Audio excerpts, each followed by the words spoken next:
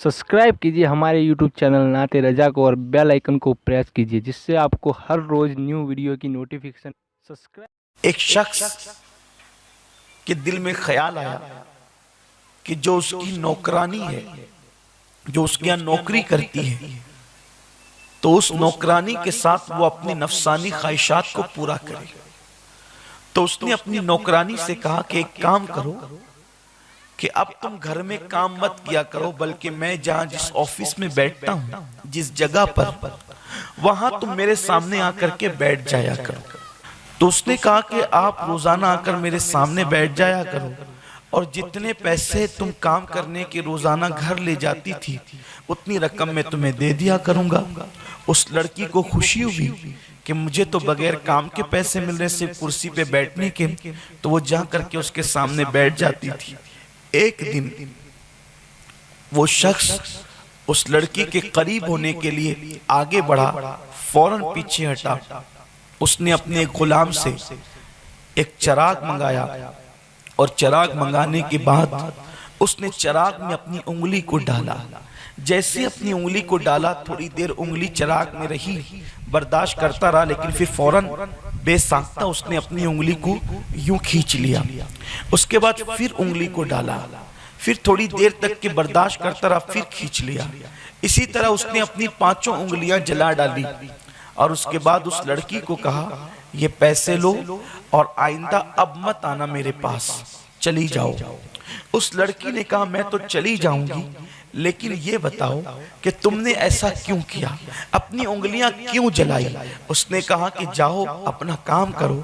उसने कहा, नहीं, मैं ये बात मालूम करके रहूंगी कि तुमने मुझे इतने दिनों तक बगैर काम के पैसे दिए अपने साथ बिठाए रखा, और आज तुम जब मेरे करीब आने लगे तो तुमने चिराग मंगवा करके इस तरह उंगली को चिराग में डाला, और अब कहते हो कि आइंदा कभी मत आना और चली जाओ, क्या वजह है? उस लड़की को उस शख्स ने, उस नौजवान ने जवाब दिया, मैंने पहली मर्तबा जब तुम्हारे हुस्न और जमाल को देखा तो मेरे दिल में तुम्हारे लिए मोहब्बत पैदा हो गई, और मेरे दिल में ये ख्वाहिश पैदा हुई कि मैं तुम्हारे साथ अपने नफ्स की ख्वाहिश को बुझा करके गुनाह करूं और तुम्हारे साथ पाप करूं, यानी तुम्हारे साथ बदकारी करूं।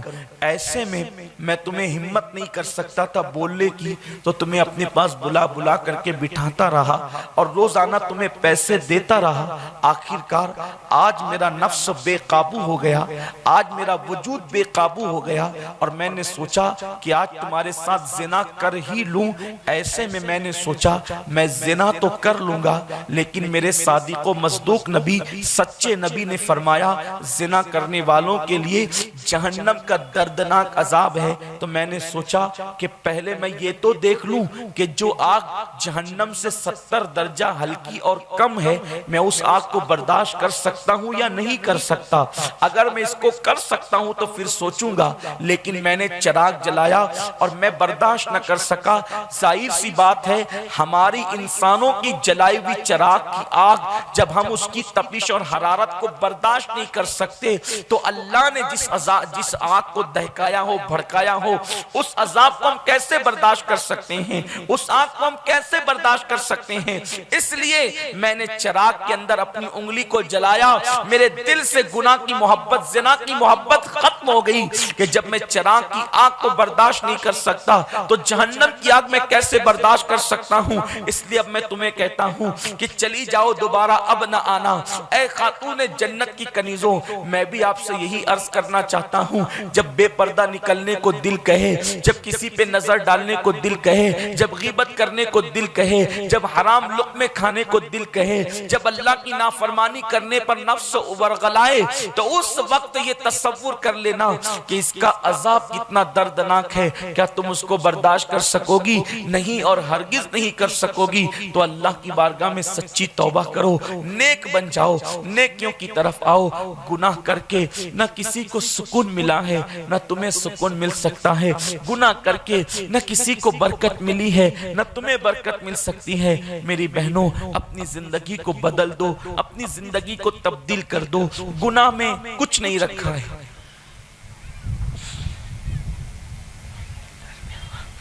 गुनाह में कुछ नहीं रखा है।